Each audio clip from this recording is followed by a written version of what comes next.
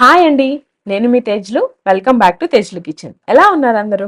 ఇవాల్టి వీడియోలో స్పెషల్ ఏంటో తెలుసా? మంచు లక్ష్మి గారు ఒక వీడియోలో చెప్పిన నెల్లూరు పప్పుల్స్ రెసిపీ అన్నమాట.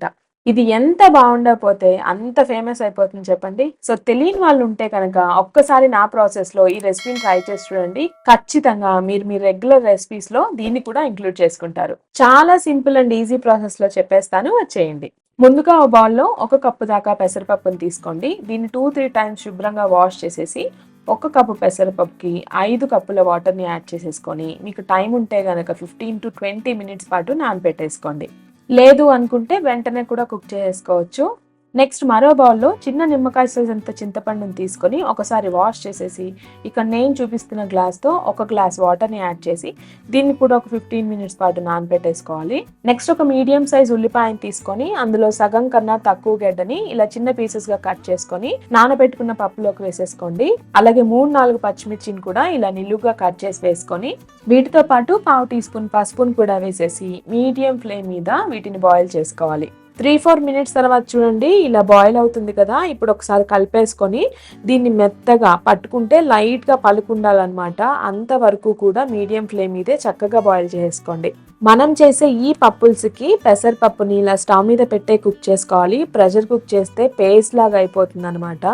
సో ఇలా కుక్ చేసుకుంటేనే మీకు ఎగ్జాక్ట్గా ఎంత కుక్ అవ్వాలో మనకి ఈజీగా తెలుస్తుంది. చూడండి ఇలా ప్రెస్ చేస్తే లైట్గా మ్యాష్ అయిపోవాలన్నమాట. ఇప్పుడు స్టవ్ ఆఫ్ చేసి అందులో ఒక టేబుల్ స్పూన్ సాల్ట్ ని వేసుకొని ఇందులో వేసిన ఆనియన్, పచ్చిమిర్చి ఈ పప్పులో మ్యాష్ అయ్యేలాగా లైట్ గా మ్యాష్ చేసుకోండి. ఇలా అన్ని కూడా కలిసిపోయాక ఇప్పుడు అందులోకి మనం ముందుగా నానబెట్టుకున్న చింతపండు రసాన్ని ఇందులోకి వేసేసుకొని ఒకసారి కలిపేసి పక్కన పెట్టేసుకోండి. నెక్స్ట్ స్టవ్ మీద ఒక బాండీలో 3-4 టేబుల్ స్పూన్స్ ఆయిల్ ని హీట్ చేసుకొని అందులోకి 1/2 టీ స్పూన్ ఆవాలు, 1/2 టీ స్పూన్ జీలకర్ర, అలాగే 1/2 టీ స్పూన్ మినపప్పును కూడా వేసేసి 1 నిమిషం పాటు ఫ్రై చేసుకున్నాక ఇందాక మిగిలిన ఆనియన్ ని ముక్కలుగా కట్ చేసి వేసేసుకోండి. అలాగే ఒక రెమ్మ కరివేపాకును కూడా వేసేసుకొని ఈ ఆనియన్ గోల్డెన్ కలర్ వచ్చేంత వరకు కూడా ఫ్రై చేసేసుకోవాలి. 3-4 మినిట్స్ తర్వాత ఇలా ఆనియన్ గోల్డెన్ కలర్ లో వచ్చేస్తుంది. ఇప్పుడు అందులోకి మనం కలిపి ఉంచుకున్న పప్పుల్స్ అంతా వేసేసుకోవాలి. ఈ పప్పుల్స్ అనేది చిక్కగా ఉండకూడదు, కాస్త పల్చగానే ఉండాలన్నమాట. సో నేను చెప్పిన క్వాంటిటీస్లో కనుక మీరు వాటర్ యాడ్ చేసుకుంటే ఇక ఎక్స్ట్రా వాటర్ ఏం యాడ్ చేయాల్సిన అవసరం లేదు. ఒకవేళ మీకు చిక్కగా ఉంది అనిపిస్తే కాస్త వాటర్ యాడ్ చేసుకొని ఫైనల్గా ఈ కన్సిస్టెన్సీలో ఉండేలా చూసుకోండి. ఇక మంటని మీడియం ఫ్లేమ్లోకి అడ్జస్ట్ చేసి బాయిల్ చేసుకుంటే 2-3 మినిట్స్ తర్వాత ఇలా పప్పుల్స్ లోపలే బాయిల్ అవుతూ ఉంటుంది. ఈ స్టేజ్లోనే మీరు సాల్ట్ని అడ్జస్ట్ చేసుకొని మరో 2-3 మినిట్స్ పాటు చక్కగా బాయిల్ చేసుకున్నారంటే పప్పుల్స్ రెడీ అయిపోతుంది. ఇందులో అయితే మనం కారం అస్సలు యాడ్ చేయం కాబట్టి మీరు పచ్చిమిర్చి వేసేటప్పుడే మీ స్పైసీనెస్ కి తగ్గట్టు వేసుకొని బాయిల్ చేసుకోవాలి.